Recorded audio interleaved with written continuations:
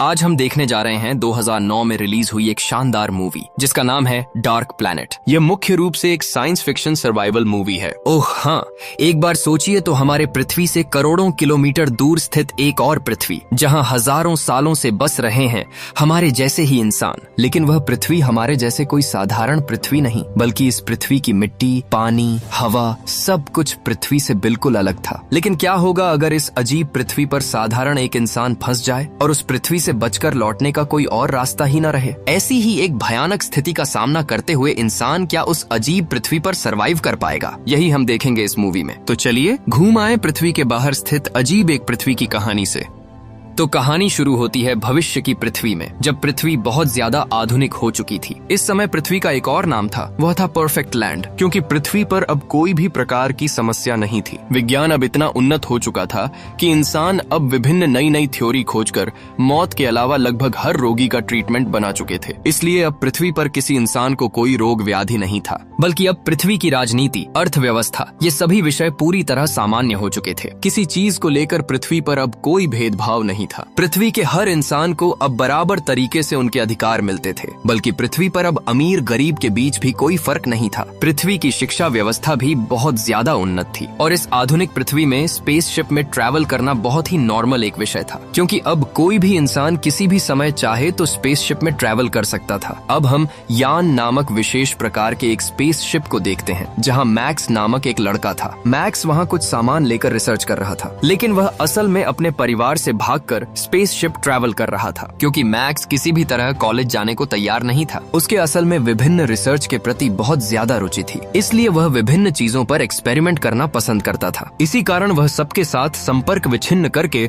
अपनी विशेष एक स्पेसशिप में ट्रैवल कर रहा था। लेकिन मैक्स की स्पेसशिप बहुत दूर चली जाने के बाद अचानक ही उसकी स्पेसशिप एक अज्ञात ग्रह के बीच में आकर क्रैश हो जाती है, जिसके फलस्वरूप स्पेसशिप टुकड़ों में बिखर रही थी। इसलिए मैक्स यहाँ बचने के लिए किसी तरह उस स्पेसशिप को उसके ग्रह पर लैंड करा देता है और स्पेसशिप उस ग्रह पर लैंड करते ही टुकड़ों में बिखर जाती है। लेकिन उससे पहले ही मैक्स स्पेसशिप से कूदकर लैंड करने में सफल हो जाता है, इसलिए वह इस बार बच जाता है। अब मैक्स जब ग्रह के आसपास देखता है तो वह बिल्कुल हैरान हो जाता है, क्योंकि यह ग्रह बहुत ज्यादा पृथ्वी जैसा ही लग रहा था, लेकिन आसपास के दूर दूरांत तक कोई इंसान नजर नहीं आ रहा था। इसलिए मैक्स सोच रहा था कि ग्रह शायद पूरी तरह निर्जन है, जिसके फलस्वरूप वह बहुत चिंता में पड़ जाता है, क्योंकि उसकी स्पेसशिप तो टुकड़ों में बिखर चुकी है। इसलिए वह चाहे तो अब किसी भी तरह पृथ्वी पर लौट नहीं पाएगा। मैक्स समझ जाता है कि वह बहुत बुरे हालात में फंस गया है, इसलिए जब तक वह पृथ्वी को सिग्नल नहीं भेज पाता तब तक उसे यहाँ फंस कर रहना पड़ेगा। तो मैक्स देखता है कि यहाँ रात होने वाली है, इसलिए वह आग जलाने के लिए सूखी लकड़ियाँ इकट्ठा करने जाता है। लेकिन जब वह वहाँ के एक जंगल के बीच में आता है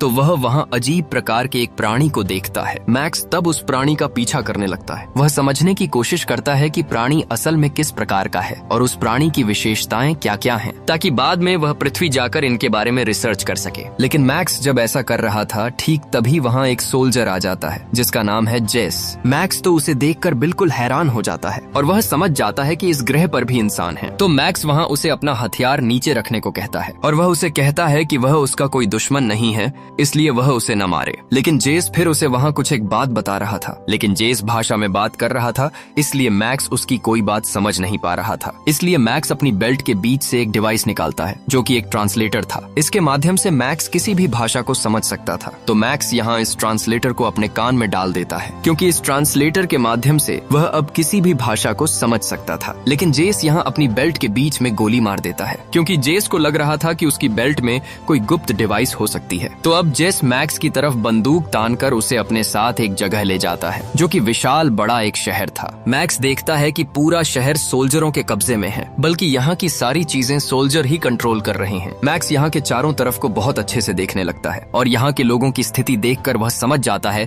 कि यहाँ के लोग शायद दास्ता करके अपना जीवन काट रहे हैं। यह बात मैक्स को बहुत बुरी लगती है, क्योंकि इतने आधुनिकता के युग में अभी भी इंसान दास्ता कर रहे हैं। तो अब मैक्स को उस शहर के एक चैम्बर में ले आया जाता है और उसे एक कुर्सी पर बिठाकर उसके शरीर और सिर पर विभिन्न प्रकार के डिवाइस लगा दिए जाते हैं। लेकिन उसके सिर पर जो डिवाइस लगाया गया है वह मुख्य रूप से मस्तिष्क नियंत्रण का एक डिवाइस था, जिसके माध्यम से वे मैक्स के मस्तिष्क की सारी चीजें जान सकेंगे। मैक्स यहाँ किसी प्रकार की झूठ भी उन्हें नहीं बोल पाएगा। वे असल में मैक्स के बारे में सही जानकारी जानना चाहते थे कि मैक्स असल में कहाँ से आया है, वह फिर उनका कोई दुश्मन तो नहीं। तो इसलिए वे यहाँ मैक्स के शुरू से अंत तक सारी मेमोरी देख रहे थे, लेकिन वे मैक्स पर शक करने लायक कोई खास बात नहीं पाते। इसलिए वे सब मिलकर यहाँ फैसला लेते हैं कि वे मैक्स को दूसरे एक शहर में भेज देंगे और उसे वहाँ ले जाएगा गाय नामक एक सोल्जर। हालांकि यह काम जेस का करना था, लेकिन जेस किसी कारण से बेहोश हो जाता है, जिसके फलस्वरूप उसे अब ले जाएगा गाय। अब मैक्स बाहर से कुछ आवाज सुनता है, क्योंकि बाहर यहाँ के सोल्जर अपना राष्ट्रगान गा रहे थे। असल में यहाँ के हर इंसान के अंदर बहुत देशभक्ति थी। यहाँ के लीडर जो भी उन्हें करने को कहते थे, वे सारी चीजें करने को तैयार। अब गाय मैक्स को उनकी एक गाड़ी में बिठाकर निर्दिष्ट उस शहर की तरफ ले जा रहा था, लेकिन जाने के रास्ते में मैक्स यहाँ के विभिन्न स्थितियां देखता है, जहाँ शहर के लगभग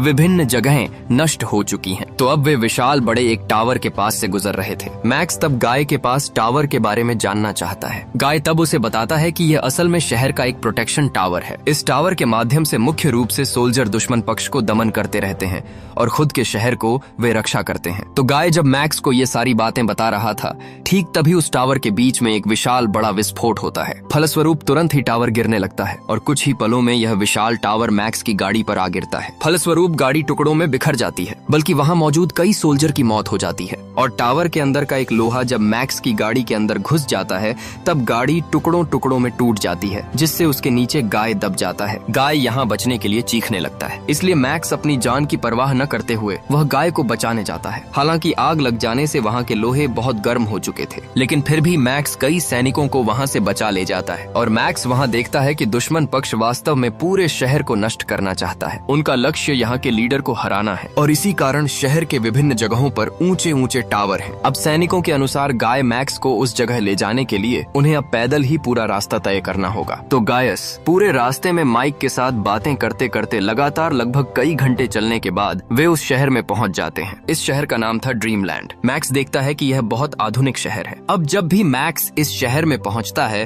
तभी यहाँ के विशेष जासूस लीडर को पता चल जाता है, जिसका नाम है स्ट्राइडर। तो स्ट्राइडर यहाँ फंग नामक एक सैनिक को कहता है कि जितनी जल्दी हो सके वह मैक्स को उनके लैब में ला दे, क्योंकि उसे लग रहा था कि मैक्स शायद कोई जासूस है जो उनके देश की जानकारी चुराने के लिए आया है। फंग तब स्ट्राइडर की बात मानकर वैसा ही करता है। उस मैक्स को सीधे उनके लैब में लाने के बाद उसे एक पानी से भरे कंटेनर में डाल दिया जाता है और उसे बचाने के लिए उसके मुंह पर एक ऑक्सीजन मास्क भी लगा दिया जाता है। वे वास्तव में मैक्स के दिमाग से सब कुछ जानने की कोशिश कर रहे थे। इधर गाय मैक्स को यहाँ पहुँचाने के बाद वह अपने शहर में लौट जाता है, क्योंकि उसने अपना काम पूरा कर दिया है। इधर मैक्स के मस्तिष्क में कुछ खास नहीं मिलता, लेकिन ठीक ऐसे ही समय में वहाँ फांग आता है और फांग वहाँ के अथॉरिटी से मैक्स को छुड़वा ले जाता है, क्योंकि अब उसे मैक्स को दूसरे एक जगह ले जाने को कहा गया है। दूसरी तरफ हम ड्रीमलैंड के गवर्नमेंट स्टेट को देखते हैं, जहाँ उनके लीडर थे डेविड नामक एक व्यक्ति। तो डेविड यहाँ एक सोल्जर को कहता है कि हालांकि मैक्स के मस्तिष्क में कुछ खास नहीं मिला, लेकिन फिर भी वे हमेशा उस पर नजर रखें। लेकिन ऐसे ही समय में फिर डेविड को बहुत अस्वस्थ महसूस हो रहा था, इसलिए वह अपने स्पेशल एक रूम में जाकर आराम करता है। दूसरी तरफ हम फांग और मैक्स को देखते हैं। फांग मैक्स को लेकर एक गाड़ी में सवार होकर किसी एक जगह के उद्देश्य से जा रहा था, लेकिन मैक्स यहाँ फांग को शहर के बारे में नाना प्रकार के सवाल पूछ रहा था। वह चूंकि हर विषय पर रिसर्च करना पसंद करता था, इसलिए वह यहाँ के हर विषय के बारे में जानना चाहता था, लेकिन फांग उसके साथ ज्यादा बात नहीं कर रहा था। तो फांग यहाँ एक रास्ते पर जाने के बाद सोल्जर बताते हैं कि जिस रास्ता पर बंद है, इसलिए उसे दूसरे रास्ते से जाना पड़ेगा। लेकिन फांग ये सुनकर बहुत चिंता में पड़ जाता है, क्योंकि उसे जो जिम्मेदारी दी गई है उसे समय पर पूरा करना ही होगा। लेकिन ठीक ऐसे ही समय में दिखता है कि अचानक फांग को बहुत बुरा लग रहा था, इसलिए वह गाड़ी रोककर जब गाड़ी से बाहर निकलता है, तभी वह वहाँ बेहोश हो जाता है। देखने में ऐसा लग रहा था जैसे वह शायद जहर पी चुका हो, लेकिन असल में मैक्स यहाँ जान जाता है कि इस ग्रह पर बहुत ज्यादा मात्रा में रेडिएशन है और रेडिएशन की मात्रा किसी भी समय किसी भी जगह पर बढ़ जाती है, जिसके फलस्वरूप जो इस जहरीले रेडिएशन के संपर्क में आता है वह शायद बीमार हो जाता है या मर जाता है। लेकिन मैक्स चूंकि पृथ्वी का इंसान था, इसलिए उसके शरीर पर यह रेडिएशन का कोई प्रभाव नहीं पड़ता। लेकिन कुछ ही पल पहले हम जिस रूम में डेविड को आराम करते देखा था, वह असल में रेडिएशन से बचने के लिए ही बनाया था। तो अब मैक्स जब यहाँ के पूरे विषय को समझ जाता है, तब वह वहाँ के रेडिएशन का फायदा उठाकर किसी तरह उस जगह से भाग जाता है। दूसरी तरफ हम एक सीक्रेट गवर्नमेंट बिल्डिंग देखते हैं, जहाँ कई इंसान सीक्रेट एक मीटिंग कर रहे थे और स्ट्राइडर और डेविड भी इसी टीम के सदस्य थे। वे सब मिलकर असल में यहाँ के लोगों को कंट्रोल कर रहे थे, बल्कि शहर में प्रतिदिन ऐसे नियम कानून बना रहे थे जो साधारण लोगों के लिए बहुत ज्यादा कठिन थे। बल्कि टीम के बीच में भी कई रूल्स थे, इसीलिए इसीलिए अगर उनके किसी सदस्य ने एक रूल तोड़ा तो उसे भी सजा पाकर मरना पड़ता था। तो उनकी टीम का ही एक सदस्य शहर के एक नियम का उल्लंघन कर चुका था, जिसके फलस्वरूप उसे अपनी सजा के लिए यहाँ लाया गया था। उसके बाद यहाँ उसके छोटे से गलती के लिए सबके सामने ही उसे मार दिया जाता है। और इसी माध्यम से समझ आता है कि यहाँ के लीडर अपने लोगों पर भी दया नहीं करते। दूसरी तरफ हम मैक्स को देखते हैं। मैक्स अब इस पूरे शहर में अकेला घूम रहा है। वह घूमते हुए शहर के विभिन्न नियम कानून देख रहा था और जानने की कोशिश कर रहा था कि यहाँ के लोगों का जीवन यापन असल में कैसा है। इसी तरह घूमते हुए मैक्स एक बार के सामने आ पहुंचता है और यह बार हूबहू पृथ्वी जैसा ही था, जहाँ मुख्य रूप से पृथ्वी जैसा ही गाना बजना और पार्टी होती रहती है। लेकिन यह विषय मैक्स को बहुत अजीब लगता है, क्योंकि पृथ्वी के बाहर जो पृथ्वी जैसा ही कोई ग्रह हो सकता है,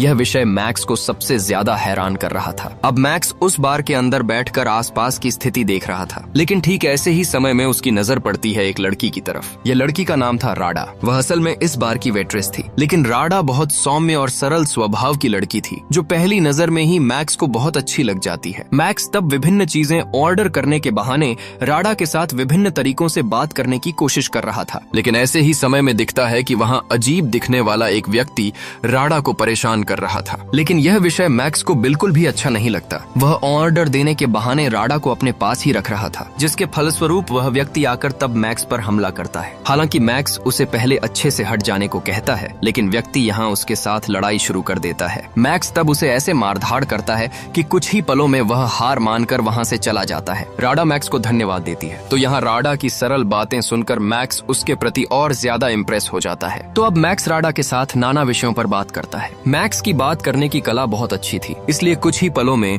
राडा के साथ उसकी बहुत अच्छी बॉन्डिंग हो जाती है। मैक्स तब राडा से जानना चाहता है, तुम्हें पृथ्वी के बारे में पता है? राडा तब कहती है, पृथ्वी? पृथ्वी फिर क्या ऐसा कोई चीज का नाम? तो मैं कभी नहीं सुनी। मैक्स तब उसे बताता है, तुम्हें पता है, तुम्हारे इस ग्रह जैसी पृथ्वी नामक एक ग्रह है और मैं उसी पृथ्वी नामक ग्रह से ही आया हूँ, इसलिए किसी भी तरह अब मैं पृथ्वी पर लौट नहीं पा रहा हूँ। और मैं चूंकि तुम्हारे ग्रह का इंसान नहीं हूँ, इसलिए यहाँ के लोग अब मुझे पकड़ने के लिए उठ पड़े हैं। मैं किसी तरह उनके हाथ से छिपकर घूम रहा हूँ। मैक्स यहाँ बहुत सुंदर तरीके से कागज पर आर्ट करके पृथ्वी के बारे में सारी चीजें राडा को समझाने की कोशिश करता है। तो यह पूरा विषय राडा को बहुत इंटरेस्टिंग लगता है और इसी तरह वे दोनों बातें करते हुए मैक्स एक समय राडा से जान जाता है कि राडा के भाई का नाम है गाय। मैक्स तब उसे कहता है, तुम्हारा भाई क्या वही गाय है जो शहर के लीडर के दलों के लिए काम करता है? राडा कहती है, तुम्हें यह कैसे पता? मैक्स तब उसे बताता है कि तुम्हारा भाई मेरा बहुत अच्छा दोस्त है। यहाँ आने के बाद ही सबसे पहले उसके साथ मेरी दोस्ती हुई। सबने मेरे साथ बुरा बर्ताव किया, लेकिन उसने बहुत अच्छा बर्ताव किया और वही तो मुझे इस शहर में लाया है। राडा तब उसे कहती है, अच्छा, तुम चूंकि मेरे भाई का अच्छा दोस्त हो, इसलिए तुम मेरे साथ हमारे घर जा सकते हो, क्योंकि अब तो तुम्हारे पास आश्रय लेने लायक कोई जगह नहीं है, इसलिए तुम कुछ दिनों के लिए हमारे घर में आश्रय लेकर अपनी स्पेसशिप को ठीक करने की कोशिश करो। उम्मीद है बहुत जल्दी तुम अपने ग्रह पर पहुंच जाओगे। ये बात सुनकर तो मैक्स बहुत खुश हो जाता है। उसके बाद वह राडा के साथ सीधे उनके घर चला जाता है। अब उस दिन रात के समय गाय जब घर लौटता है,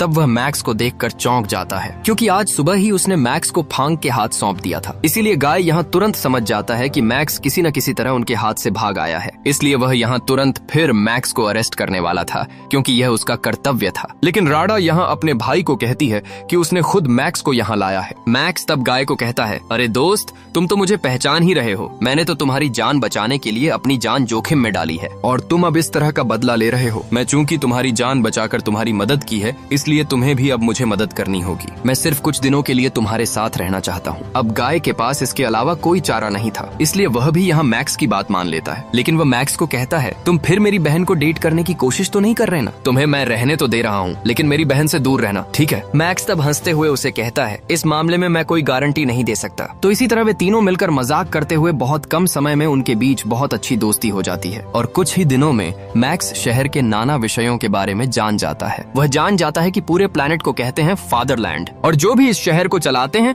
उन्हें हर एक को कहते हैं फादर। मैक्स इस पृथ्वी के विभिन्न नियम कानून के बारे में भी जान जाता है और यहाँ के कई चीजें वह सीख भी जाता है। लेकिन सबसे इंटरेस्टिंग बात है, मैक्स जान जाता है कि यहाँ के लोग पृथ्वी के बारे में कुछ भी नहीं जानते, बल्कि अंतरिक्ष और स्पेसशिप के बारे में भी उनका कोई धारणा नहीं है। इसलिए मैक्स प्रतिदिन राडा को पृथ्वी के बारे में बताता था कि पृथ्वी असल में अब कितनी आधुनिक है और पृथ्वी के लोग कितने स्वतंत्र तरीके से अपना जीवन जीते हैं और पृथ्वी पर किस प्रकार के नियम कानून हैं। उसे अंतरिक्ष के बारे में बहुत कुछ सिखाता था जो भविष्य में राडा के काम आ सकता था। इसी तरह धीरे धीरे राडा को भी मैक्स अच्छा लगने लगता है। तो एक दिन जब राडा मैक्स को लेकर बाहर आती है, तब वहाँ वह बार बार का अजीब वह व्यक्ति आता है और वह मैक्स को यहाँ मारने की कोशिश करता है, लेकिन मैक्स बहुत आसानी से उसे रोक पा रहा था। लेकिन ऐसे ही समय में वह व्यक्ति के कुछ साथी आकर मैक्स के पैर में एक रस्सी बांध देते हैं और उसे चाकू से मारने की कोशिश करते हैं। लेकिन मैक्स की फाइटिंग स्किल बहुत अच्छी थी, जिसके फलस्वरूप वह और राडा बहुत आसानी से उन्हें हरा देते हैं। उसके बाद वे घर लौट आते हैं। अब न्यूज चैनल पर यहाँ के इतिहास के बारे में एक न्यूज चल रही थी, तो गाय यहाँ मैक्स को बताता है कि आज से लगभग 100 साल पहले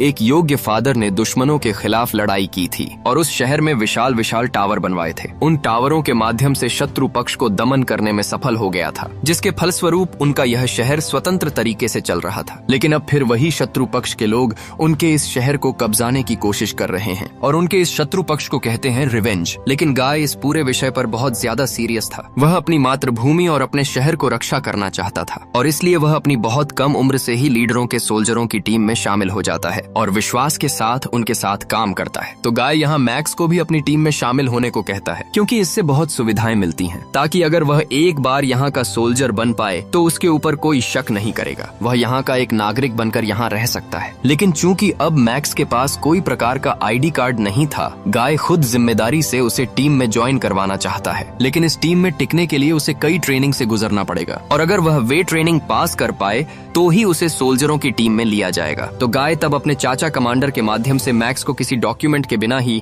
उनकी टीम में डाल देता है। उसके बाद मैक्स को ट्रेनिंग देने के लिए एक जगह ले जाया जाता है और इस ट्रेनिंग में उसे आग लगे हुए एक जगह से बाहर निकलना होता है। गाय उसे पहले हर टास्क में करके दिखा रहा था, जिसके फलस्वरूप मैक्स के लिए विषय थोड़े आसान हो जाते हैं। मैक्स किसी तरह वो आग की जगह पार कर जाता है। अब उसे दिया जाता है गन चलाने की ट्रेनिंग, जहां मुख्य रूप से देखा जाएगा कि वह एक चलते हुए जगह पर सही तरीके से शूट कर पा रहा है या नहीं। लेकिन मैक्स यहाँ सारे नए सोल्जरों से बहुत बेहतर कर रहा था। असल में मैक्स चूंकि बहुत एडवांस एक पृथ्वी से आया था, इसलिए उसके लिए छोटे मोटे ट्रेनिंग कोई विषय ही नहीं था, क्योंकि उनकी पृथ्वी पर छोटे छोटे बच्चों को स्कूल में ये सारी चीजें सिखाई जाती हैं। इसलिए मैक्स की इतनी अच्छी स्किल देखकर टीम के सब लोग उसके ऊपर बहुत इम्प्रेस हो जाते हैं और वह सिर्फ एक दिन में ही टीम में सिलेक्ट हो जाता है। अब देखते ही देखते कई दिनों का समय बीत जाता है, जहाँ दिखता है कि गाय अब मैक्स को बहुत पसंद करने लग गया है। वह मैक्स को अपने भाई जैसा मानने लगता है। साथ में घर में रहते तो सारा समय सिर्फ झगड़ा और मारामारी करते रहते हैं। दूसरी तरफ मैक्स और राडा एक दूसरे के प्रति प्यार गहरा होने लगता है, इसलिए वे दोनों ही एक दूसरे को बता देते हैं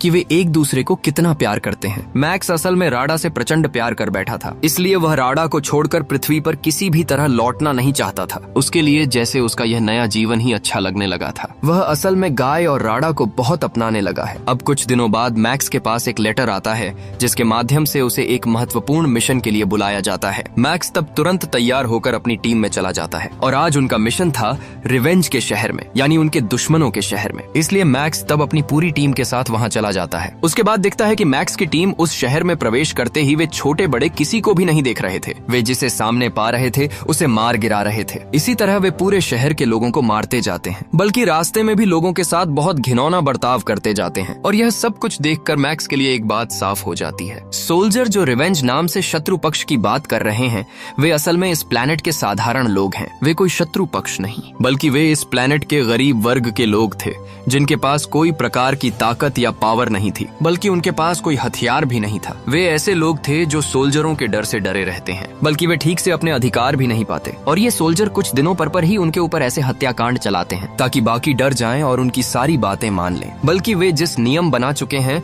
उनमें ही बंधे रहें। ये सब कुछ समझकर मैक्स यहाँ एक गोली भी नहीं चला पाता। वह जैसे बिल्कुल स्तब्ध हो जाता है, बल्कि सोल्जरों के क्रूर अत्याचार देखकर उसके हाथ से उसकी बंदूक भी गिर जाती है। लेकिन मैक्स के यहाँ सब कुछ सहना ही था, क्योंकि इतनी बड़ी टीम को वह अकेला कुछ भी नहीं कर पाएगा। इसलिए वह चुपचाप वहाँ खड़ा सब कुछ देख रहा था। उसके बाद दिखता है कि सोल्जर वहाँ असंख्य निर्दोष लोगों को गिरफ्तार कर लेते हैं। अब आखिर में गाय उस दिन मैक्स के साथ उनके घर आता है और गाय यहाँ मैक्स को कहता है, मैक्स, मिशन के समय तुम्हें क्या हो गया था? तुम रिवेंज वालों को न मारकर अपनी हथियार क्यों गिरा दिया था? इस तरह करने से तो तुम किसी भी दिन टीम से बाहर हो जाओगे। तो मैक्स तब उसे कहता है, मैं तो तुम्हें अपने भाई जैसा मानता हूँ। तुम्हारी सच्चाई और सरलता देखकर मैंने तुम्हें बहुत अच्छा इंसान समझा था और तुम एक अच्छे दिल वाले इंसान की तरह मुझे बहुत अपनाया हो। इसके लिए मैं तुम्हारे प्रति बहुत कृतज्ञ हूँ। लेकिन तुमने कहा हमें रिवेंज वालों को दबाना होगा, जो कि हमारे दुश्मन हैं। लेकिन तुमने कभी एक बार विवेक से सोचकर देखा है कि तुम असल में दुश्मन किसे कह रहे हो? तुम दुश्मन उसी को कह रहे हो जो तुम्हारा कोई नुकसान नहीं कर रहे, बल्कि वे तुम्हारे ही डर से हमेशा डरे रहते हैं, बल्कि वे सिर्फ अपने हक के अधिकार के लिए ही लड़ रहे हैं। तो तुम क्यों इन निर्दोष लोगों को मार रहे हो? बूढ़े से लेकर छोटे बच्चों बच्चों को तक तुम छोड़ नहीं रहे। एक बार सोचो तो यहाँ के दुश्मन असल में कौन है, रिवेंज वाले या यहाँ के सोल्जर? वे गरीब हैं, इसलिए क्या तुम उनके साथ ऐसा कर रहे हो? लेकिन मैक्स की ये सारी बातें सुनकर गाय कुछ भी नहीं कहता। दूसरी तरफ सोल्जर रिवेंज वालों से, जिन्हें पकड़ कर लाए थे,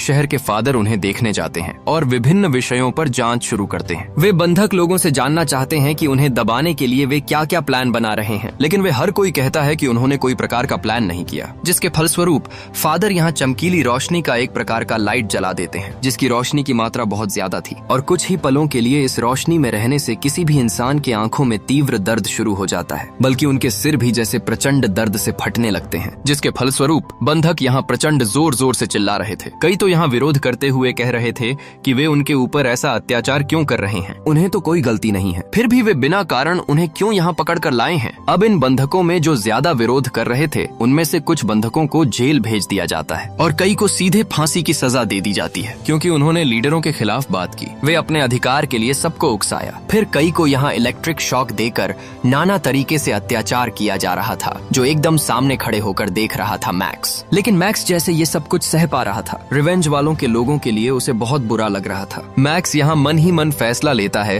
कि वह किसी भी तरह रिवेंज वालों को बचाएगा, उन अत्याचारियों के हाथ से उन्हें रक्षा करेगा। इसलिए आज के लिए उनका ड्यूटी खत्म होने पर मैक्स ठंडे दिमाग से गाय को समझाने की कोशिश करता है कि वे साधारण लोगों पर जो अत्याचार कर रहे हैं, यह असल में कितना बड़ा अन्याय है। अगर वैसा ही काम उसके और उसके परिवार के साथ किया जाता तो फिर उसे कैसा लगता? वह कभी चाहता कि उसके अपने लोगों की ऐसे मौत हो, लेकिन गाय यहाँ उसकी कोई बात सुनना नहीं चाहता था। वह असल में उनके गवर्नमेंट और दल के प्रति बिल्कुल अंधा था, इसलिए उनका दल जो उन्हें समझाता था वह ही विश्वास करता था। इसलिए गाय यहाँ मैक्स को कहता है कि वह उनकी टीम का होने पर भी विश्वासघात कर रहा है। वह उनके पक्ष न लेकर रिवेंज वालों का पक्ष ले रहा है और यह विषय अगर लीडरों को एक बार पता चल गया तो मैक्स को बहुत बड़ा नुकसान हो जाएगा। इसलिए गाय मैक्स को सावधान कर देता है कि वह गलती से भी ऐसा काम न करे। अब उस दिन रात के समय दिखता है कि उनकी टीम के कमांडर ने गाय और मैक्स को बुलाया है और वे वहां जाने पर कमांडर उन्हें कहता है कि उनकी पूरी टीम मैक्स पर शक कर रही है, बल्कि गवर्नमेंट भी शक कर रही है कि मैक्स बहुत अच्छा सोल्जर होने पर भी वह शायद रिवेंज वालों का ही आदमी हो सकता है, क्योंकि पिछले मिशन में उसने एक भी रिवेंज को नहीं मारा। इसलिए गवर्नमेंट के पास उसे अब अपनी लॉयल्टी की परीक्षा देनी होगी। उसे साबित करना होगा कि वह असल में उनकी टीम के लिए काम करने आया है। मैक्स तब परीक्षा देने को राजी हो जाता है। अब अगले दिन कमांडर मैक्स को एक जंगल के बीच में ले जाता है, जहाँ रिवेंज के 2 लोगों को सजा दी जा रही है। अब मैक्स जब उस जगह पहुँचता है, तब कमांडर मैक्स को कहता है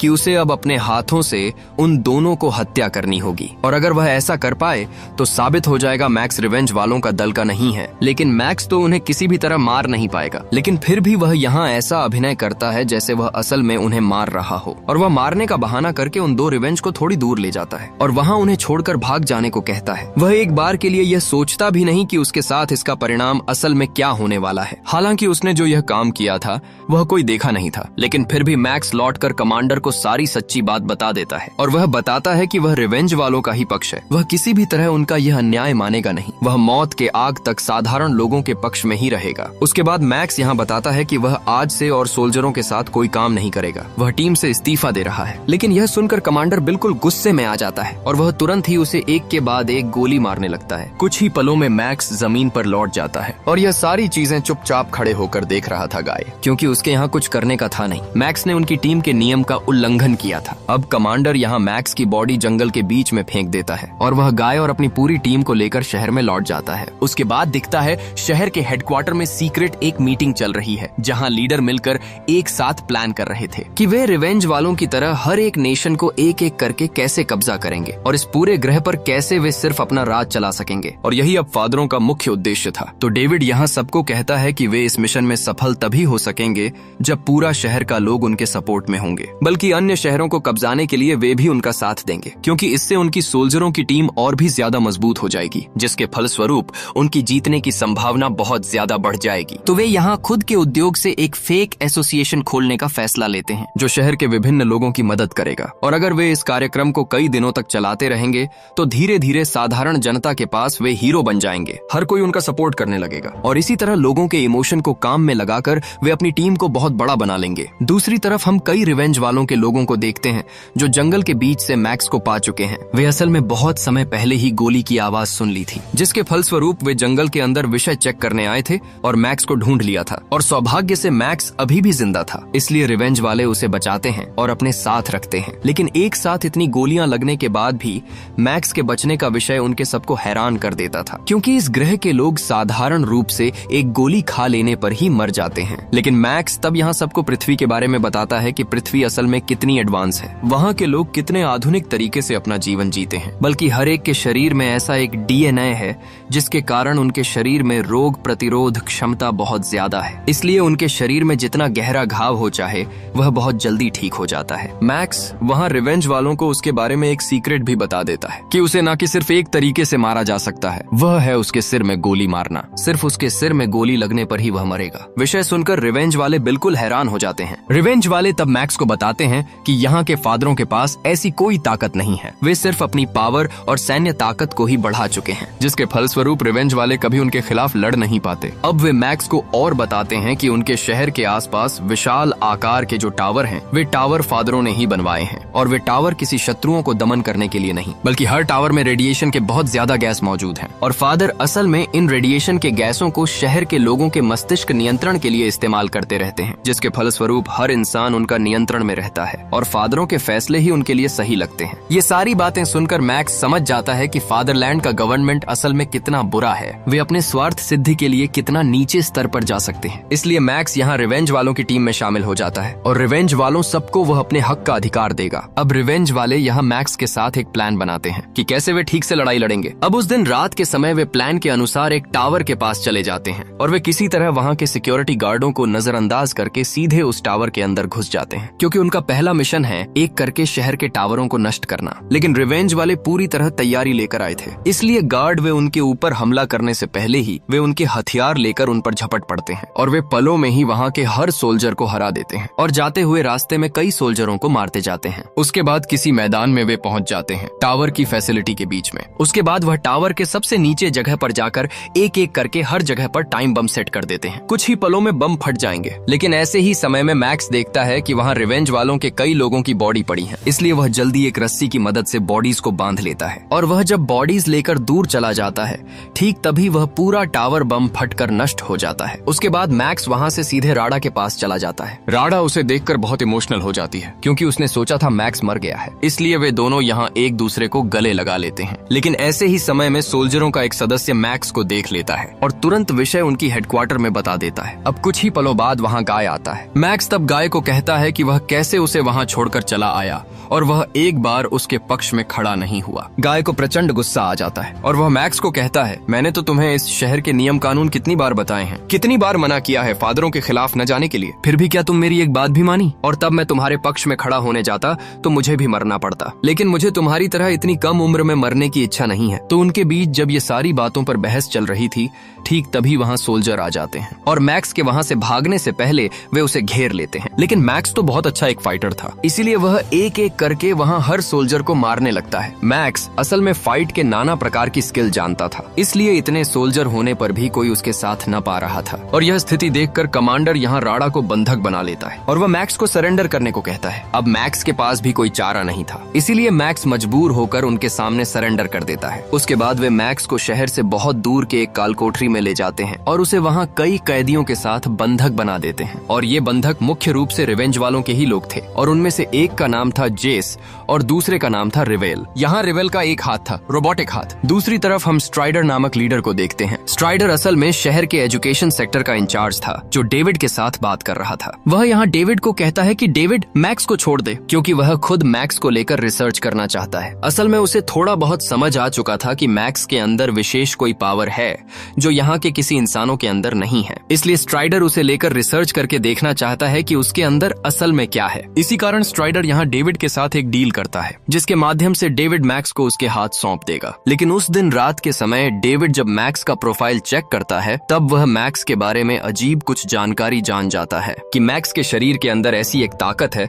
जिसके माध्यम से उसे आसानी से मारा नहीं जा सकता, बल्कि उसके शरीर में कोई भी घाव बहुत जल्दी ठीक हो जाता है। साथ ही रेडिएशन का कोई प्रभाव उसके ऊपर नहीं पड़ता। विषय जानकर डेविड के मन में लोभ पैदा हो जाता है, इसलिए वह डिसाइड करता है कि किसी भी तरह मैक्स के शरीर की सारी पावर वह खुद के अंदर ले लेगा। इसीलिए डेविड अपने लोगों को मैक्स को कालकोठरी से उसके पास लाने को कहता है, बल्कि वह उन्हें यह भी बताता है कि यह विषय वे छोड़कर शहर का कोई न जान पाए। सबके पास ऐसा ही लगे कि मैक्स खुद भाग गया। तो अब कालकोठरी में मैक्स सहित जो 2 कैदी हैं, डेविड उन्हें प्लान करके एक जंगल के बीच में भेज देता है। वह उन्हें बताता है कि उस जंगल में ना कि उनका एक मिशन था, उसके फलस्वरूप वहाँ उनके कई हथियार पड़े हैं, इसलिए वे तीनों मिलकर उन हथियारों को उद्धार करें। तो अब वे तीनों जब उस जंगल के बीच में जाते हैं, ठीक तभी वहाँ दिखता है कि सैकड़ों रोबोट उनकी तरफ धैर्य आ रहे हैं। इसलिए मैक्स वहाँ अपने साथियों को जमीन पर लेट जाने को कहता है और तुरंत ही दिखता है कि वे रोबोट ऊपर की तरफ फायर करने लगते हैं, लेकिन वे जमीन पर होने के कारण उन्हें कुछ नहीं होता। लेकिन रोबोट आसानी से यहाँ फायर करते ही जा रहे थे, लेकिन मैक्स को बिल्कुल डर नहीं लगता, बल्कि वह अपनी स्किल के अनुसार वह अपने साथियों को लीड करने लगता है। मैक्स अपने साथियों को इतनी देर तक इंतजार करने को कहता है जितनी देर तक वह उन्हें सिग्नल नहीं दे रहा, और कहता है कि वह उन्हें सिग्नल देने के साथ ही वे रोबोटों की तरफ फायर करने लगे। अब स्थिति समझकर कुछ ही पलों बाद मैक्स सिग्नल देता है। अब मैक्स रोबोटों की मूवमेंट समझकर कुछ ही पलों बाद उन्हें सिग्नल देता है। तब वे रोबोटों को फायर करने लगते हैं, जिसके फलस्वरूप कुछ ही पलों में हर रोबोट नष्ट हो जाता है। अब वे तीनों जब एक जगह से चल रहे थे, तब उनके बीच में जेफ नामक व्यक्ति एक गड्ढे में गिर जाता है, और यह गड्ढा वहाँ का गुप्त एक गड्ढा था। तो मैक्स तब जेफ की मदद करने के लिए उस गड्ढे में कूद जाता है, और इस गड्ढे के बीच में आकर वे दोनों ही बिल्कुल हैरान हो जाते हैं, क्योंकि इस गड्ढे के अंदर असल में बहुत पुराना गुप्त एक फैसिलिटी है। साथ ही यहाँ विभिन्न प्रकार के डिवाइस भी हैं, बल्कि आसपास मृत लोगों के हार पड़े हैं। लेकिन ठीक ऐसे ही समय में उनके ऊपर अजीब एक प्राणी हमला करता है, और यह प्राणी प्रचंड ताकत वाला था, इसलिए वह यहाँ जेफ को मार ही डालने वाला था। लेकिन ऐसे ही समय में मैक्स वह प्राणी को पलों में ही हरा देता है। उसके बाद मैक्स जल्दी जेफ को लेकर वहाँ से बाहर आता है। उसके बाद वे तीनों मिलकर फिर चलने लगते हैं। कुछ दूर जाने के बाद वे वहाँ छोटे एक टैंक रोबोट को देखते हैं, जो एक कीचड़ के बीच में फंस गया था। लेकिन जब वे टैंक को चेक करने जाते हैं, तब दिखता है कि यह असल में एक जाल था, क्योंकि ऐसे ही समय में उन्हें पीछे से भयानक एक काला रोबोट घेर लेता है, और यह रोबोट का सेंसर इतना पावरफुल था कि वे तीनों किसी भी तरह वहाँ से भाग नहीं पा रहे थे। लेकिन ठीक ऐसे ही समय में मैक्स के दिमाग में एक आइडिया आता है। वह असल में उस गड्ढे के अंदर से बहुत ताकत वाला एक गन लेकर आया था, तो वह यहाँ बुद्धि से पहले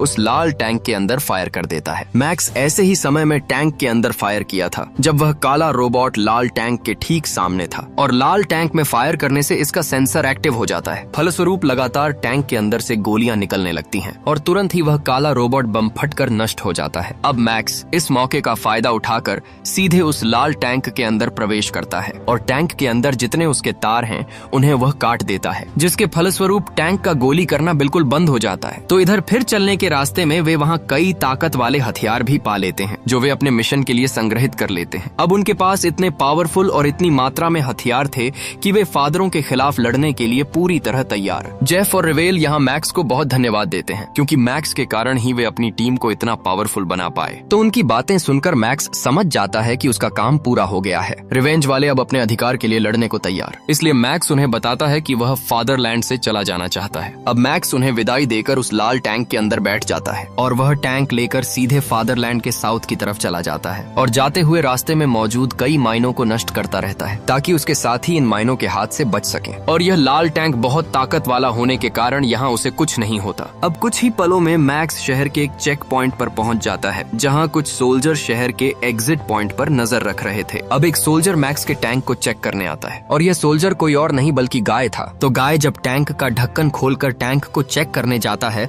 तब मैक्स उसे तुरंत अंदर खींच लेता है, और वह टैंक को स्टार्ट कर देता है। हालांकि बाकी सोल्जर टैंक के अंदर गोली मार रहे थे, लेकिन इससे उन्हें कोई नुकसान नहीं होता। इधर गाय यहाँ प्रचंड गुस्से में आकर मैक्स को टैंक घुमाने को कहता है, क्योंकि ऐसा न होने पर मैक्स के साथ उसे भी सजा मिलेगी। लेकिन मैक्स उसे शांत होने को कहता है, और वह उसे बताता है कि राडा ना की एक स्पेसशिप लेकर उनके लिए इंतजार कर रही है, क्योंकि उसने सारी टेक्नोलॉजी के बारे में राडा को पहले ही सिखा दिया था। इसलिए राडा ने मैक्स की स्पेसशिप के टूटे हिस्सों को जोड़कर एक नई स्पेसशिप बना दी है। इसलिए वह अब राडा और उसे अपने साथ पृथ्वी पर ले जाना चाहता है, जहाँ उसे किसी के गुलामी करके जीवन काटना नहीं पड़ेगा। वह बहुत सुंदर एक जीवन पाएगा, बल्कि वह यहाँ के फादरों के मेन टावर को भी नष्ट कर चुका है। साथ ही रिवेंज वाले अब बहुत मजबूत हो गए हैं, इसलिए कुछ ही दिनों में वे भी अपना अधिकार पा लेंगे। ये सारी बातें सुनकर गाय भी बहुत खुश हो जाता है, और तब तक मैक्स गाय को लेकर बहुत दूर के एक शहर में आ जाता है, जहाँ राडा का इंतजार कर रही है। इसी तरह मैक्स अपनी प्रेमिका और प्रिय दोस्त को लेकर नया जीवन की ओर चलने लगता है।